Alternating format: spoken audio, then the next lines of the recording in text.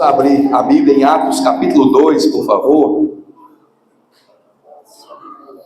Atos capítulo 2 é uma passagem muito conhecida, gosto muito desse texto, mas como todo o livro de Atos, meus amados irmãos, eu gosto muito dessa passagem, de todo o livro, mas a passagem aqui me chama muito a atenção.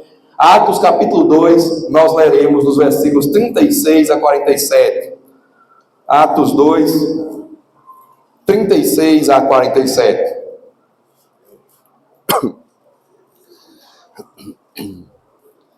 Atos 2, 36.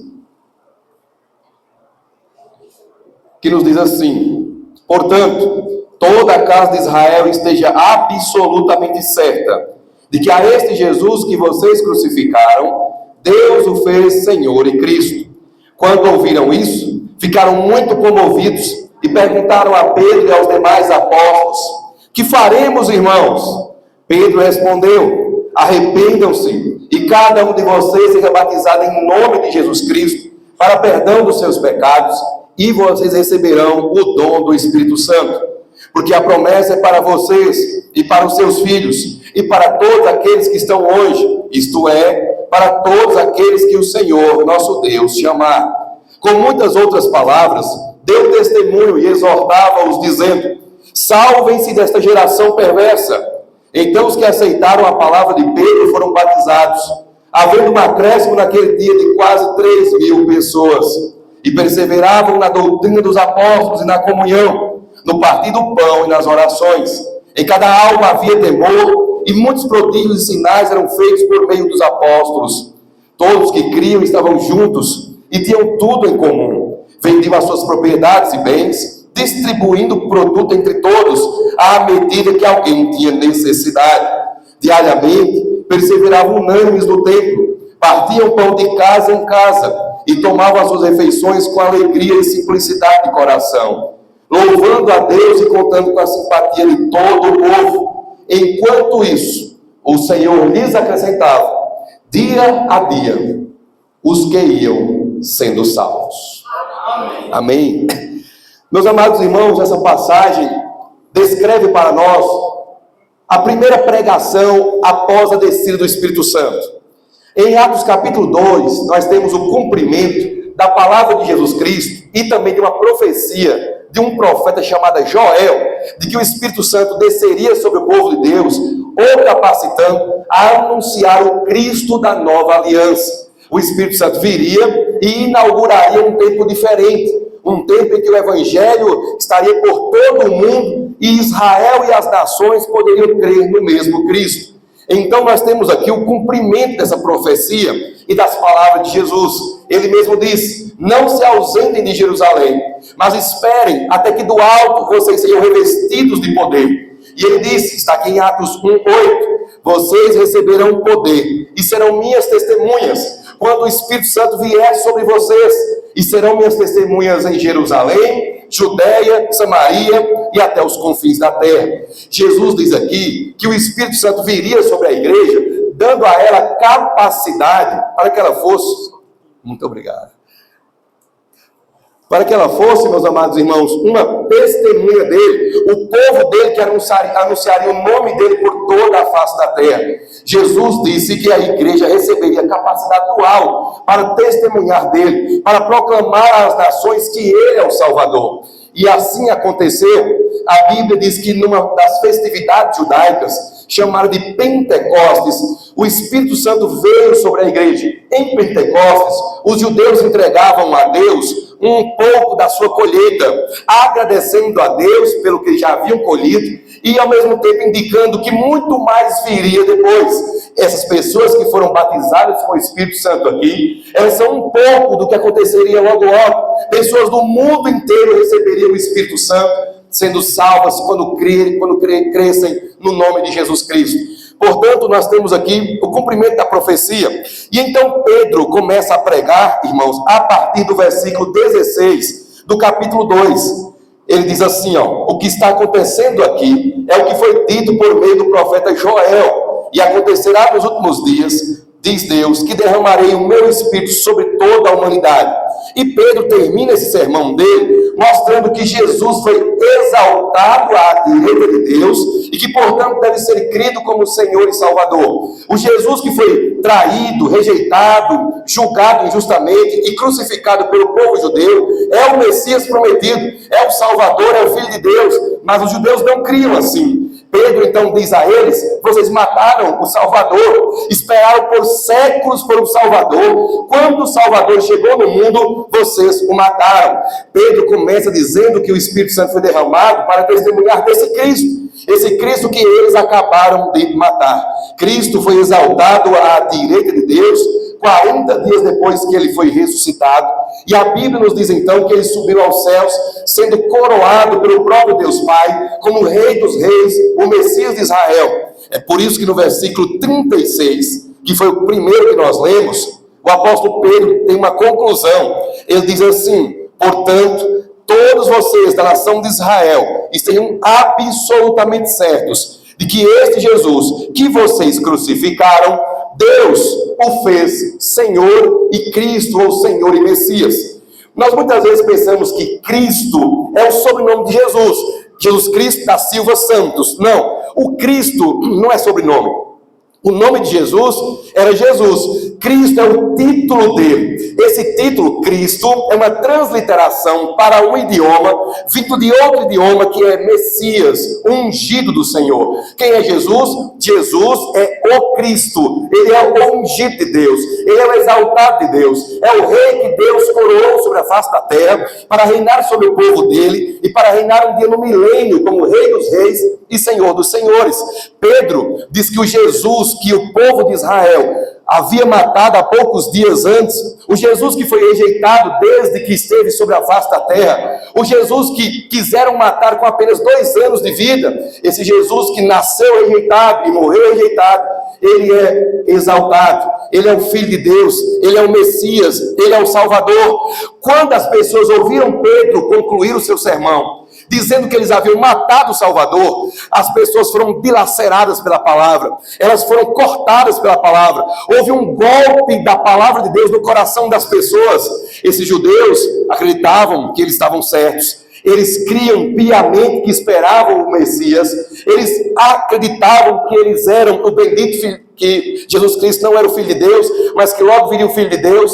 Só que quando Cristo chegou no mundo, eles o rejeitaram. Quando o Messias chegou, eles não creram nele. Pelo contrário, eles o mataram. Eles não apenas o rejeitaram, mas eles o mataram. Perceba que crime terrível esse. Além de rejeitarem Jesus como Filho de Deus, eles o mataram. É por isso que, então, nós somos informados no versículo 37, que quando ouviram isso, ficaram muito comovidos e perguntaram a Pedro e aos demais apóstolos: irmãos, que faremos? Quando eles perguntam isso, eles estão tomados de convicção de salvação. Quando eles perguntam isso, eles estão tomados de que eles estão errados. A verdade de Deus veio a eles e os convenceu de que eles estavam errados diante de Deus. Eles haviam rejeitado o Salvador, eles haviam matado o próprio Filho de Deus, o autor da vida. Eles não apenas rejeitaram Jesus Cristo, como eles o mataram. E quando Pedro disse a eles que o Jesus que esteve sobre a terra há poucos dias em Jerusalém e que foi morto pelas mãos dele é o Filho de Deus, eles foram tomados por uma convicção de perdição, foram tomados por uma convicção de erro.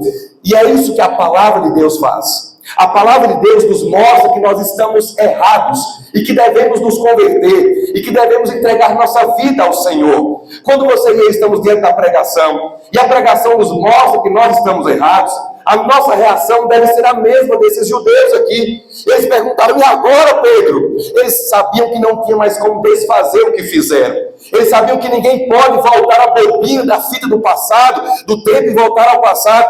Eles sabiam muito bem que a vida real não é como um filme que você volta para o capítulo que perdeu. A vida real não tem replay, a vida real não tem marcha ré. Eles sabiam que o que foi feito errado, foi feito errado. Mas agora, eles perguntam a Pedro e os apóstolos: que faremos? A pergunta deles é mais ou menos assim: Pedro, há perdão de Deus para nós? Pedro, o que devemos fazer agora para sermos perdoados por Deus, já que nós matamos o Filho dele, já que nós crucificamos o Salvador? Nossos pais esperaram isso há muitos séculos. As Escrituras nossas, Pedro, dizem que um Salvador viria ao mundo, e quando ele veio ao mundo, nós o matamos. Pedro, tem perdão para nós? Apóstolos, há perdão para nós? E Pedro, então, movido pelo Espírito Santo, responde no versículo 38: arrependam-se e cada um de vocês seja batizado em nome de Jesus Cristo para o perdão dos seus pecados. Pedro diz: sim, a graça para os piores dos pecadores. Nós somos informados aqui que quando eles ouviram a palavra, eles foram tomados pela convicção de perdição. Agora Pedro então mostra para eles o caminho da salvação. Então vejamos algumas verdades já aqui de início. A primeira verdade é que o objetivo da palavra de Deus é nos mostrar quem nós somos e qual é a nossa necessidade de um Salvador. A Bíblia toda aponta numa única direção. Toda a Bíblia tem apenas uma direção e se chama Jesus Cristo. Todos nós que lemos a Bíblia atentamente já percebemos que Deus tem um movimento em toda a Bíblia. Deus está empurrando de Gênesis a Apocalipse os seres humanos na direção de Jesus Cristo. A Bíblia toda gira em torno de uma única personagem e o nome é Jesus Cristo. Toda a Bíblia nos mostra que nós seres humanos estamos em condição de perdição e precisamos desesperadamente de um Salvador. Foi o que aconteceu aqui, depois da palavra pregada por Pedro, no poder do Espírito Santo. Aquelas pessoas foram tomadas de convicção de perdição, estavam convictas de que estavam erradas, estavam convictas de que haviam feito algo terrível diante de Deus. O Espírito Santo foi derramado para isso mesmo. O Espírito Santo foi derramado para que a igreja de Cristo pregue com autoridade, chamando o mundo a sair do seu erro e vir para a salvação em Cristo. O Espírito Santo não foi derramado por outra razão, a não ser testemunhar do nome de Jesus. Ele mesmo disse que o Espírito Santo viria e ele daria testemunho dele. O Espírito Santo, como bem disse Jonas Madureira, um pastor batista, o Espírito Santo ele é como um holofote. O holofote ele não brilha para dentro de si. Ele lança luz em alguma coisa, em alguma pessoa. O Espírito Santo, ele aponta para Jesus. Ele convence o homem e a mulher de que eles precisam de Jesus Cristo como Senhor e Salvador. Qual é a maior necessidade que todos nós que estamos aqui hoje temos? Jesus Cristo. Todos nós precisamos de um Salvador. Todos nós precisamos de alguém que nos salve, que perdoe nossos pecados, que nos apresente diante de Deus, que nos reconcilie com Deus, que carregue nossa culpa, que leve nossa condenação. Cristo fez isso. Ele levou os nossos pecados, Ele levou nossa culpa, Ele levou a nossa condenação, Ele foi condenado em nosso lugar. É o único mediador de nós e Deus o Pai. Ele nos reconcilia com Deus, Ele nos garante salvação eterna, Ele nos lava de todos os nossos pecados com o sangue puro e precioso dEle. Quando ouviram Pedro dizer que Jesus Cristo foi exaltado por Deus à posição de Senhor e Messias, aquelas pessoas foram tomadas de uma convicção de que precisavam de um Salvador. Nós muitas vezes falamos, o pastor pregou e não fez apelo. Quem faz o apelo aqui não é Pedro. Quem faz o apelo aqui é o pecador que está ouvindo a palavra. Quem tem que apelar pela salvação é o pecador. Os pecadores é que devem dizer: Deus, tenha misericórdia de mim e me aceite na tua presença. Nós não precisamos insistir com as pessoas, adorando elas para crer, porque não é Jesus que precisa da pessoa, as pessoas precisam de Jesus. Aqui Pedro não apela, Pedro não diz assim: por favor, eu imploro a vocês, dê uma chance a Jesus, dê uma chance, só uma. Não, quando Pedro prega, a própria multidão sabe que está errada, porque este é o poder da palavra de Deus. Quando a palavra de Deus é pregada no poder do Espírito Santo, os ouvintes são tomados da convicção de que precisam de um Salvador, de que precisam de uma salvação. Quem precisa da salvação somos nós. Jesus é o Salvador. Ele não precisa de alguém para salvá-lo. É Ele quem salva os pecadores. E é por isso que as pessoas que estão ouvindo Pedro aqui, elas dizem: e agora, irmãos, o que nós faremos? Qual é o caminho agora para recebermos o perdão de Deus? Pedro então aponta, e aqui está a segunda verdade da noite: há perdão a graça divina para nós. Essas pessoas haviam matado o Filho de Deus. Esses judeus que estão aqui ouvindo o apóstolo Pedro, são os judeus responsáveis, meus amados irmãos, por gritarem pela crucificação de Jesus. Mas percebam que Pedro não diz a eles. Pedro não fala assim: agora já era, não tem perdão para vocês, vocês pecaram e mataram o Filho de Deus, então acabou. Pedro também, por outro lado, não diz a eles assim: sejam boas pessoas agora, façam boas obras, sejam homens da religião, obedeçam a Deus. Não, Pedro nem nega perdão às pessoas e nem diz que o perdão vem a elas por outros meios. O que Pedro diz às pessoas é o que a igreja de Cristo está dizendo há 2000 anos também. O que Pedro diz aqui é aquilo que os profetas do Antigo Testamento já diziam ao povo de Israel, que nós devemos nos arrepender dos nossos pecados, abandonar o nosso caminho de rebeldia contra Deus, desobediência contra Deus, e nos voltar para Deus por meio de Jesus Cristo. Só existe perdão para mim e para você quando eu e você nos arrependemos dos nossos pecados, abandonamos a velha vida que estamos vivendo e começamos então uma nova vida com esse Salvador bendito como nosso Senhor, como nosso Salvador pessoal. Só existe salvação, só existe para mim e para você possibilidade de nova vida quando nós reconhecemos o nosso erro, quando reconhecemos que nós estamos errados e então procuramos pelo Salvador, nos arrependemos e nos convertemos e somos então batizados. Aqui está o caminho da salvação. Se alguém quiser ser salvo nesta noite, tem que trilhar por este caminho. Nós não somos mais sábios do que Deus. Se Deus determinou que o único meio de salvação fosse a fé em Jesus, é porque este é o único meio de salvação. Não há outro. Nós podemos inventar 1 milhão de caminhos para Deus, são falsos, são inúteis, não levam a Deus, são imaginários, eles parecem ser, mas são ilusórios. Deus, o próprio Deus, determinou para o ser humano apenas um meio de salvação. E esse meio de salvação, enquanto esteve na terra, disse: eu sou o caminho, a verdade e a vida, e ninguém vem ao Pai a não ser por mim. O nome dele é Jesus. Pedro diz aqui que nós temos que nos arrepender dos nossos pecados, sermos batizados em nome de Jesus Cristo, para que assim recebamos o perdão dos nossos pecados.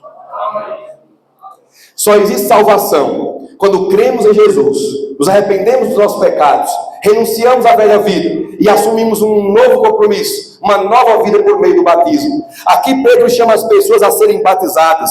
Logo nós veremos que muitas delas foram. Sabe por quê? Não existe no Novo Testamento um crente sem batismo. Não existe no Novo Testamento a ideia de que alguém pode ser um salvo, mas não pertencer ao povo de Deus. Não existe isso. A igreja é o corpo de Cristo na face da terra. E para que alguém pertença ao corpo de Cristo, tal pessoa tem que entrar nele. E a porta para que entremos no povo de Deus é o batismo. O batismo, ele tem uma simbologia muito profunda. O batismo simboliza a morte para o mundo e a nova vida com Deus, e também simboliza, meus amados irmãos, dentre outras coisas, a lavagem espiritual dos nossos pecados. Quando alguém crê em Cristo, o ser dela, o interior dela, é lavado pelo sangue de Jesus. Os nossos pecados são todos lavados, nossa alma é lavada da sujeira que o pecado causa em nós. O batismo, então, ele é um símbolo disso. O batismo, ele lava o nosso corpo, simbolizando que nós já fomos lavados pelo sangue de Jesus Cristo. Quando Pedro chama as pessoas a serem batizadas em nome de Jesus, o que Pedro quer dizer é: vocês rejeitaram Jesus, mas agora Deus está perdoando vocês, e vocês receberão o batismo na autoridade de Jesus. Já que Jesus Cristo é Senhor e Messias, já que Ele é exaltado à direita de Deus, já que Ele está à destra do Pai, já que Ele é o Rei dos Reis e Senhor dos Senhores, Ele é o Rei da igreja, é o cabeça da igreja, Ele é o Senhor dos Senhores, e Ele tem toda a autoridade. Antes de subir aos céus, Jesus disse: toda a autoridade me foi dada no céu e na terra. Portanto, Jesus Cristo tem autoridade, e na autoridade dele, Pedro diz: sejam batizados. Quando o batismo acontece em nome do Pai, do Filho e do Espírito Santo, esse batismo está acontecendo na autoridade de Jesus. Quando uma pessoa crê em Jesus e ela é batizada, naquele momento aquela pessoa está se submetendo à autoridade de Jesus, dizendo: Jesus, eu abro mão do governo da minha vida, eu abro mão da minha soberba, do meu orgulho, eu abro mão da minha ilusão, imaginação, de que eu poderia governar a minha vida. E então ele pede: Jesus, governe minha vida. Jesus, seja o Senhor da minha vida. Jesus, eu quero te adorar, eu quero te amar, eu quero te seguir, eu quero te obedecer, eu quero proclamar teu nome, eu quero morrer por ti, eu quero viver para o Senhor e pelo Senhor, eu quero testemunhar do Senhor com minha vida e com as minhas palavras. O batismo não é simplesmente ser mergulhado em água. Você e eu podemos mergulhar em piscinas e rios a qualquer momento.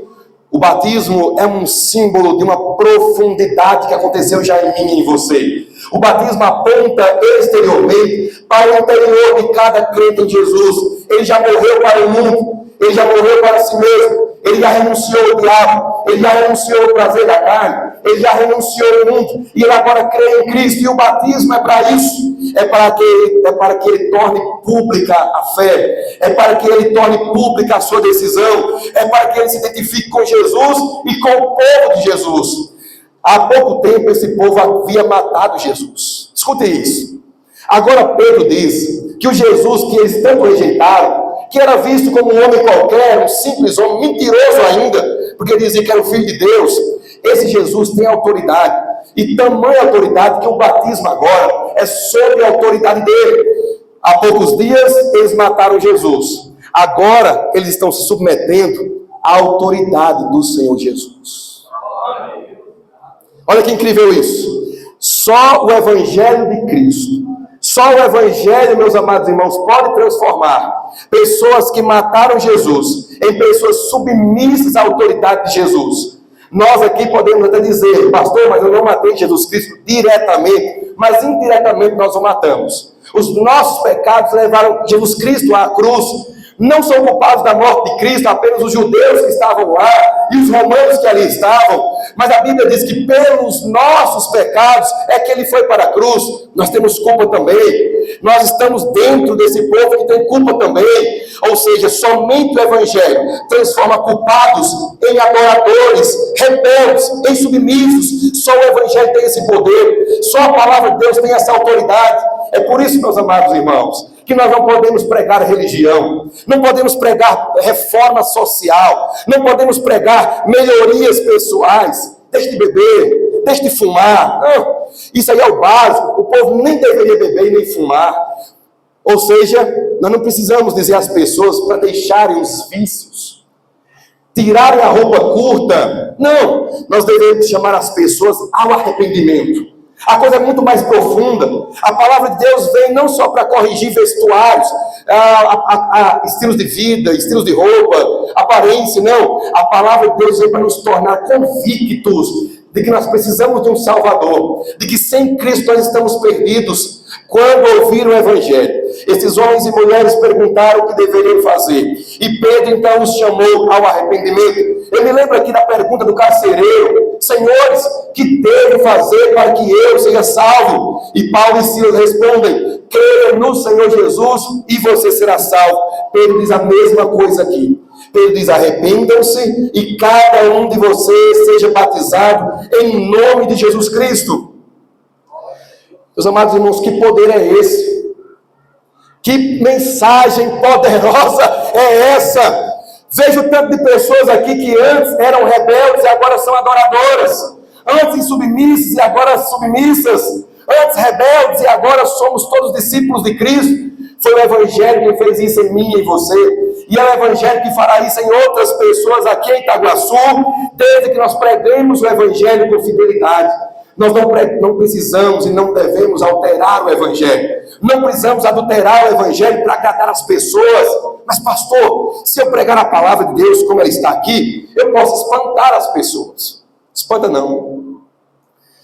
Você não espantará ninguém, porque Deus é quem está no controle de todas as coisas. E Deus determinou salvar pessoas pela pregação. Nós não vamos espantar ninguém, não. O Evangelho não espanta ninguém. O Evangelho chama, salva, transforma. O Evangelho santifica. O Evangelho transforma pessoas rebeldes em pessoas adoradoras. O que o mundo precisa é desse Evangelho. O que Itaguaçu precisa é desse evangelho. O que a região de Itaguaçu precisa é desse evangelho. E o poder do Espírito Santo veio sobre as pessoas. E elas foram tomadas da convicção de que deveriam crer, de que deveriam se arrepender, de que deveriam ser batizados. A pergunta então para você que nos visita é: qual é a sua conclusão agora?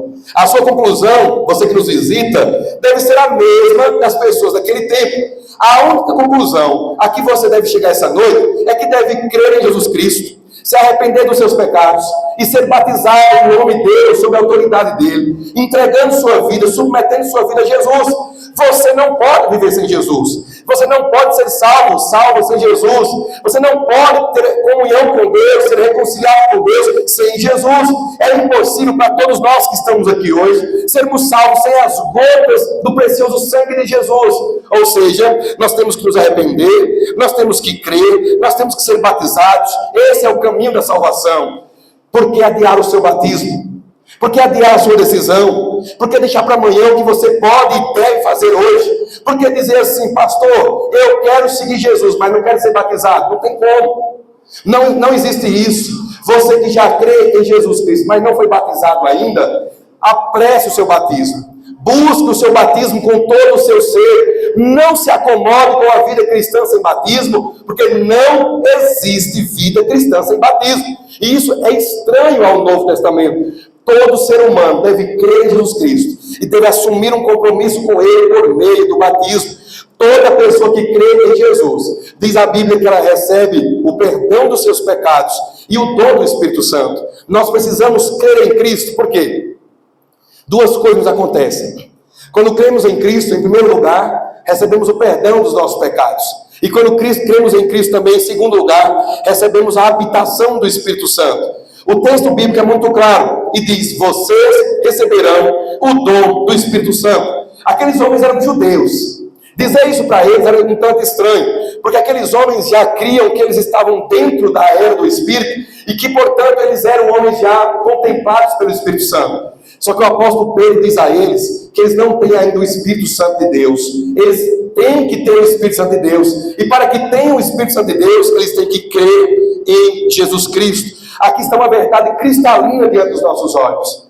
Só são habitados pelo Espírito Santo aqueles que já creram em Cristo como seu Senhor e Salvador. A partir do momento que você e eu cremos em Cristo como Senhor e Salvador, recebemos o Espírito Santo e nos tornamos morada do Espírito. Aqui não são dons do Espírito, não confunda com dons. Dons aparecem depois, é um outro assunto. Aqui é o dom do Espírito, é a habitação do Espírito. O que Pedro quer dizer é: quem crê em Cristo Jesus como seu Senhor e Salvador, recebe o selo, recebe a identificação da nova aliança. E qual é o selo da nova aliança? É a habitação plena do Espírito Santo dentro da pessoa. Os crentes do Antigo Testamento, eles tinham o Espírito Santo, mas sob medida, digamos assim. Eles tinham o Espírito Santo, mas o Espírito Santo neles não habitava e não agia na mesma proporção que está nos crentes do Novo Testamento.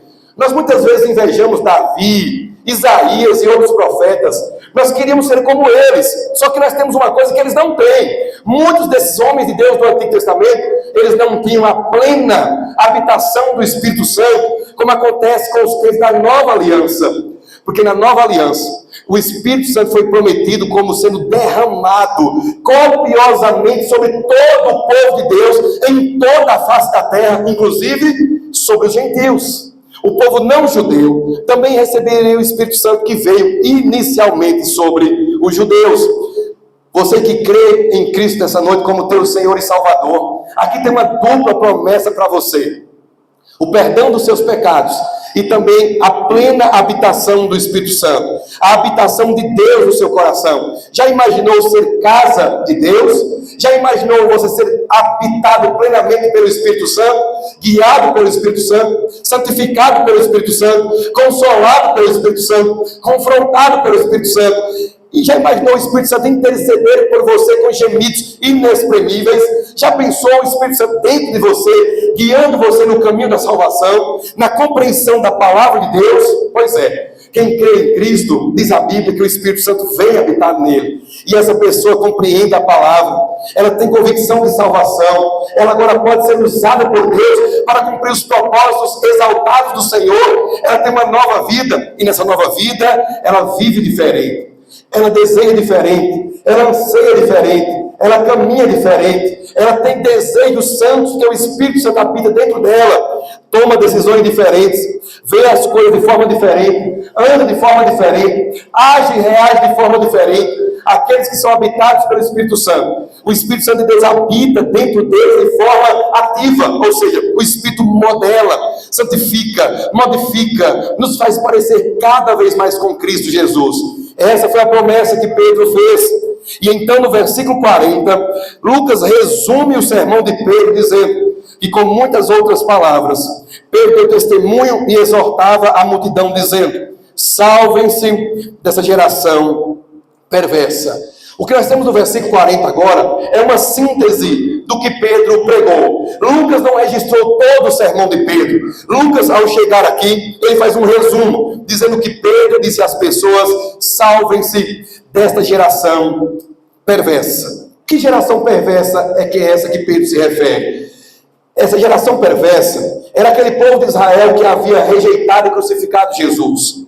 O apóstolo Pedro, então, agora chama as pessoas a não pensarem mais como a multidão, a não andarem mais como a multidão, a não falarem mais como a multidão, a não verem as coisas mais como a multidão via. Pedro chama agora as pessoas a crerem em Jesus e deixarem de fazer parte desse povo de coração tão duro. O Evangelho nessa noite chama você que não é convertido ainda a sair do meio desta geração perversa e perdida. Ou seja, o Evangelho chama você nessa noite a não fazer mais parte do mundo, e sim a fazer parte agora do povo de Deus.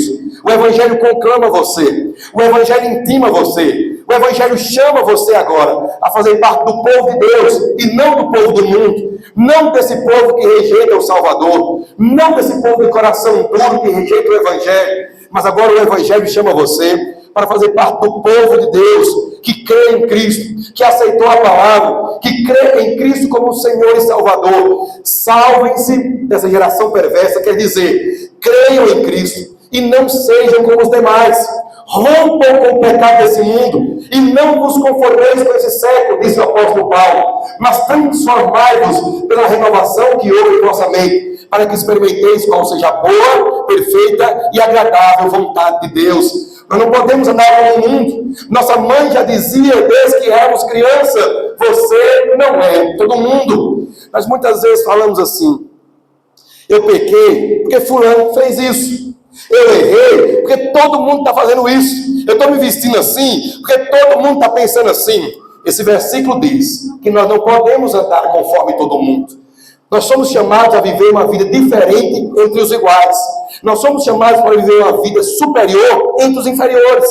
Ou seja, nós somos chamados a viver uma outra vida. Não essa vida de egoísmo, pecado, mundanismo, essa vida de naturalidade e materialismo que as pessoas vivem, como se o mundo fosse só nascer, viver e morrer. Nós somos chamados a viver uma outra vida. Uma vida eterna que invade nosso coração agora e nos leva a obedecer a princípios universais e eternos e a viver por verdades que nos guiarão por toda a eternidade. Nós somos chamados agora a não fazer a mesma coisa que o povo do mundo faz, a não pensar do mesmo jeito que o povo do mundo pensa. Nós somos chamados hoje, aqui e agora, a vivermos para Deus uma nova vida, de um jeito diferente, de um jeito que as pessoas olharão para nós e dirão: fulano, tu mudou. Fulano, depois que tu entrou na igreja, tu não foi mais o mesmo. Tu antes era assim, assim, assim, fulano, agora tu é diferente. É isso que o Evangelho faz. O Evangelho transforma traidores, assassinos em adoradores. O Evangelho transforma pecadores perdidos em pecadores salvos. O Evangelho nos faz ser pessoas que vivem no meio das outras sem ser como as outras. É isso que o Evangelho faz. O Evangelho nos faz ser povo de Deus no meio de uma geração que rejeita a Deus. Pastor, o que aconteceu depois? Versículo 41. Então os que aceitaram a palavra de Pedro foram batizados, havendo um acréscimo naquele dia de quase 3.000 pessoas. A primeira verdade: a palavra de Deus transforma. A segunda verdade, a graça para os pecadores. A terceira verdade, nós temos que mudar, temos que agir diante da pregação da palavra do Senhor. Depois que Pedro terminou o sermão dele, a Bíblia nos diz no versículo 41, que o povo que perguntou a Pedro, o que faremos? Agora está aceitando a palavra de Pedro. Eles perguntaram, Pedro, o que temos que fazer? Pedro disse o que eles deveriam fazer, e eles fizeram. Está vendo? Eles fizeram. Eles se arrependeram dos seus pecados, eles foram batizados em nome de Jesus Cristo, e então receberam o perdão dos seus pecados e a habitação do Espírito Santo. O que você que está aqui essa noite tem que fazer? Tem que agir. Você precisa aceitar no seu coração a palavra de Deus que está sendo pregada essa noite para você. Deus está falando ao seu coração. Deus está falando especificamente a você. Deus está falando com você de forma individual, porque Ele te ama, Ele quer te salvar, Ele quer fazer a sua vida uma obra tamanha que olharão para você, verão você e dirão, só Deus para fazer isso, só Deus para transformar uma pessoa assim. Deus quer que você aceite a palavra dele no coração. Deus quer que você aceite a pregação dessa noite. Sabe por quê? Porque ouvir a palavra é bom, mas é insuficiente. Nós temos que ouvir a palavra do Senhor, mas nós temos que aceitá-la em nosso coração. Nós temos que aceitá-la dentro de cada um de nós. Nós precisamos aceitar a palavra de Deus, porque a Bíblia diz que depois que eles aceitaram, eles foram batizados. Essa é a terceira verdade de hoje. Nós temos que agir diante da pregação da palavra. A palavra diz, arrependam-se, creiam e serão salvos. Eles não teimaram, eles não resistiram, eles não rejeitaram, eles não deram uma outra alternativa, eles aceitaram. O que é que o pecador e a pecadora tem que fazer diante de Deus? Aceitar a palavra. É o que nos cabe, é o máximo que nós podemos fazer, é a única esperança que nós devemos ter quando você e eu estivermos diante da palavra. Não podemos de forma alguma procurar meios de nos justificar. Nós temos que aceitar humildemente, aceitar sinceramente, aceitar totalmente, aceitar completamente a palavra do Senhor, porque somente o Evangelho é a verdade, somente a mensagem do Evangelho pode nos transformar. Eu comentava hoje com o irmão Luiz pela manhã, na verdade ele comigo, sobre Lamentações de Jeremias. E lá em Lamentações de Jeremias tem um trecho que me chama muita atenção. Quando Jeremias viu o exército babilônico invadir Jerusalém, ele disse uma coisa muito interessante. Jeremias disse, coloquemos a boca no pó, talvez haja esperança para nós. Irmãos, ouvintes da palavra, a única esperança que você e eu temos é a misericórdia de Deus. Nós não temos outra saída, nós não temos outra estrada, nós não temos outro caminho, nós não temos outra direção, nós não temos outra orientação de Deus, a não ser aceitar as duas maiores verdades, de que nós somos grandes pecadores, e Jesus é o grande Salvador. É disso que nós precisamos. Nós temos que nos submeter humildemente à palavra, nós temos que dizer, Deus, Tu és verdadeiro e eu falso. Tu és verdadeiro e eu pecador. Tu és santo e eu manchado pela culpa. Tu tens perdão e eu preciso de perdão. Nós não temos outra saída, não temos outro caminho. Nós temos que nos submeter, nós temos que aceitar, nós temos que dizer, Deus, eu baixo as armas da minha rebelião e em paz eu me entrego ao Senhor e digo a Ti, ó Deus, que só o Teu Evangelho pode me transformar, só o Teu Filho pode me dar vida eterna. Foi isso que eles fizeram. E qual foi o resultado? E houve naquele dia um acréscimo de quase 3.000 pessoas. Escute isso, é a quarta verdade da noite. Quando nós cremos no Evangelho de Cristo, nós somos acrescentados ao povo de Deus. Já havia crentes antes deles, 120 e mais os apóstolos, mas agora quase 3.000 pessoas se convertem. Um sermão só transformou 3.000 pessoas praticamente. Vejam o poder da palavra de Deus. Uma mensagem só, impulsionada pelo Espírito Santo, e quase 3.000 pessoas se converteram, e elas então fizeram parte agora da igreja de Cristo, do povo de Deus. Você que está aqui essa noite, não quer fazer parte do povo de Deus? Você não quer fazer parte do povo que ruma a Nova Jerusalém? Você não quer fazer parte desse povo humilde e santo, cheio de defeitos e pecados, mas salvo por Cristo, que está caminhando para a esperança eterna. Você não quer se juntar a nós e caminhar conosco para Jerusalém? Há um hino que as crianças cantam, que diz: caminhando eu vou para Jerusalém, caminhando eu vou para Canaã. Então vem para Canaã. Nós estamos caminhando para a terra prometida, estamos caminhando para o novo céu e nova terra. Venha conosco, venha caminhar conosco, faça parte do povo de Deus. Pastor, como é que eu faço então? Se arrepende dos seus pecados, creia em Jesus como teu Senhor e Salvador, seja batizado, e assim você será acrescentado ao povo de Deus. Foi assim que eles foram acrescentados. Eles creram, eles foram batizados, eles aceitaram a palavra, e eles foram acrescentados naquele dia. E então, a vida deles não foi mais a mesma. E a quinta e última lição da noite é essa: aqueles que são transformados pelo Evangelho têm uma vida totalmente diferente da vida anterior. Versículo 42: e perseveravam na doutrina dos apóstolos, na comunhão, no partir do pão e nas orações. Em cada alma havia temor, e muitos prodígios e sinais eram feitos por meio dos apóstolos. Versículo 44: todos que creram, lá no versículo 41, estavam juntos e tinham tudo em comum. Vendiam suas propriedades e bens, distribuindo o produto entre todos, à medida que alguém tinha necessidade. Diariamente, perseveravam unânimes no templo, partiam pão de casa em casa e tomavam suas refeições juntos com alegria e simplicidade de coração, louvando a Deus e contando com a simpatia de todo o povo. Escute isso: a vida deles não foi mais a mesma depois que eles foram transformados pelo Evangelho. Uma das maiores crises que nós estamos vivendo hoje nas igrejas evangélicas é a crise de pessoas que dizem que são crentes, mas a vida delas prova o contrário.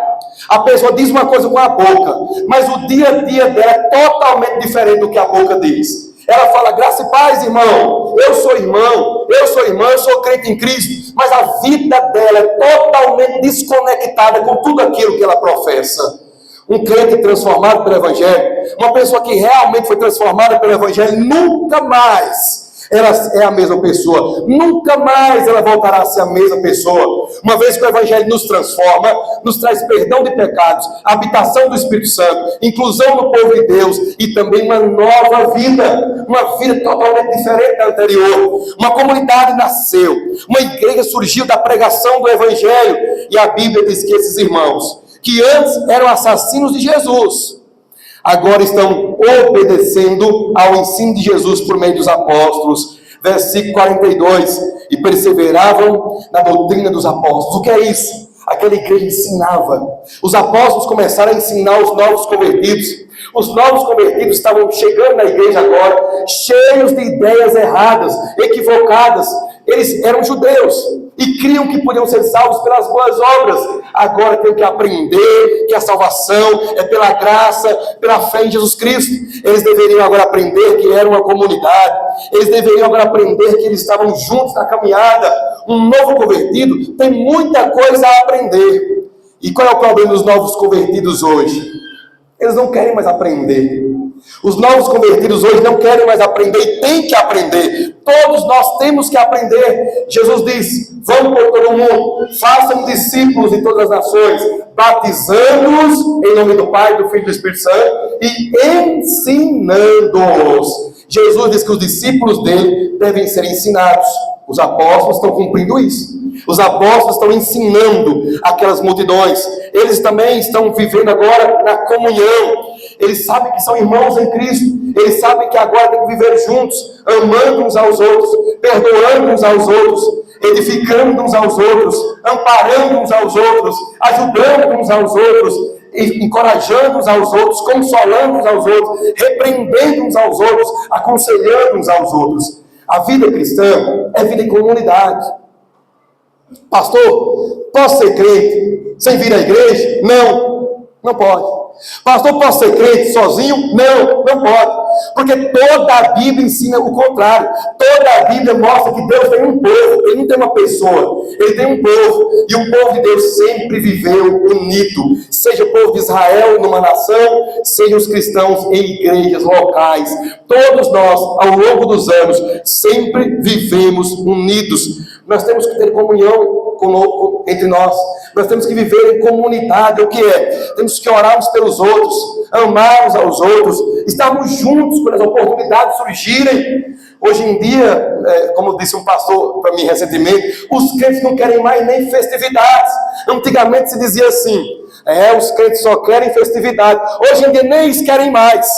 Hoje em dia, para você reunir crentes numa festividade de uma igreja, é uma luta, é uma peleja. E isso está errado. Toda vez que for anunciado no púlpito da igreja, haverá uma junta-panelas lá no pé da serra.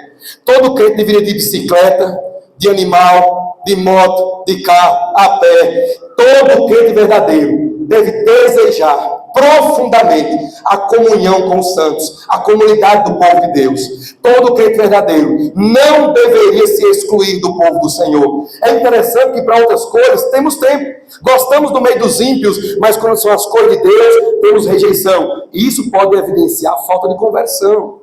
Alguém que gosta demais do povo do mundo e pouco do povo de Deus, tem uma coisa errada aí. Uma pessoa transformada, gosta e ama todas as pessoas, gosta de todo mundo, mas ele tem uma comunidade, ele tem uma comunhão com o povo de Deus, uma identificação de fé nos laços do Calvário. Um dia eu recebi uma carta, e toda vez que eu envio cartas, relatórios, eu termino agora com isso que eu aprendi. Um dia eu recebi um relatório, uma carta, e lá na última página, lá no rodapé, tinha assim: nos laços do Calvário do seu irmão em Cristo. Nunca mais me esqueci disso. Toda vez que eu envio um projeto para alguém, um relatório para alguém, lá no rodapé eu coloco: nos laços do Calvário que nos une. O que nos une é o sangue de Jesus. Quem nos une é Jesus. Nós temos pais diferentes, mães diferentes, famílias diferentes, mas o mesmo Salvador. A palavra comunhão quer dizer isso, ter algo em comum. São várias pessoas que estão em torno de algo em comum. E o que é comum a mim e a todos vocês e a todos os crentes do mundo inteiro? O Salvador. O Salvador nosso é o mesmo. O Salvador dos assembleianos é Jesus. O Salvador dos presbiterianos é Jesus. O Salvador dos batistas é Jesus. O Salvador dos episcopais, Jesus. O Salvador dos congregacionais, Jesus. O Salvador dos brasileiros, Jesus. O Salvador dos irmãos coreanos, Jesus. Todos nós estamos espalhados pelo mundo inteiro, mas temos algo em comum, que é Jesus. Pastor, mas eu tenho uma diferença política com ele, mas o que nos une é Jesus. Pastor, eu tenho uma diferença de jogo, de futebol, mas o que nos une é Jesus. Pastor, eu tenho opiniões diferentes com meu irmão em Cristo, mas o que nos une é Jesus. Numa mesma mesa, Jesus Cristo colocou um zelote que odiava Roma e um publicano que trabalhava para Roma. Na mesa de Cristo, ser o Senhor.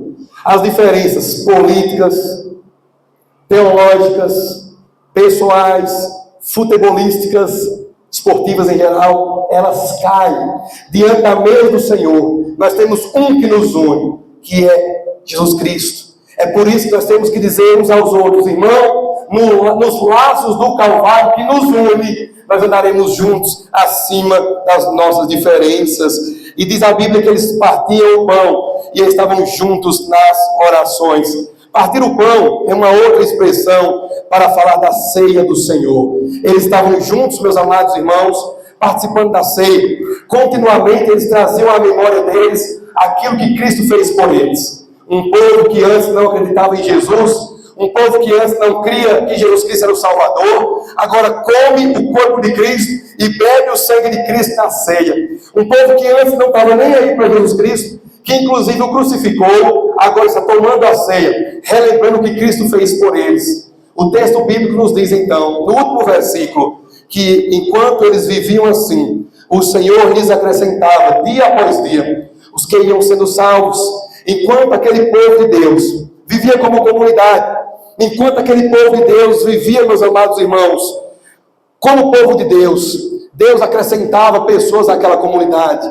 O que eu quero dizer com isso? Deus chamou os primeiros pela palavra e eles vieram. E agora Deus estava chamando outras pessoas pela palavra e pelo bom testemunho daquela igreja. O versículo último que tem aí nesse texto nos diz que eles contavam com a simpatia de todo o povo. Sabe o que isso significa? Que o povo de Jerusalém os respeitava. Eles eram crentes dignos de respeito. Eu sei que tem uma zombaria contra o povo evangélico. Eu sei que o crente muitas vezes é alvo de muita zombaria. Não quero entrar no mérito aqui da questão, mas muitas vezes também o povo evangélico merece. Sabe por quê? Porque não tem nada pior no mundo do que dizer que é evangélico e viver como um não evangélico. É por isso que o povo do mundo fala e diz assim: é o quê? Ser crente nem fulano? Deus me livre. Que Deus me defenda. Ser um crente nem fulano? Não. Deus é mais. Nós temos que viver uma vida que as pessoas, quando pensarem em conversão, elas digam assim: eu quero me converter e eu quero ser que nem o irmão fulano daquela igreja.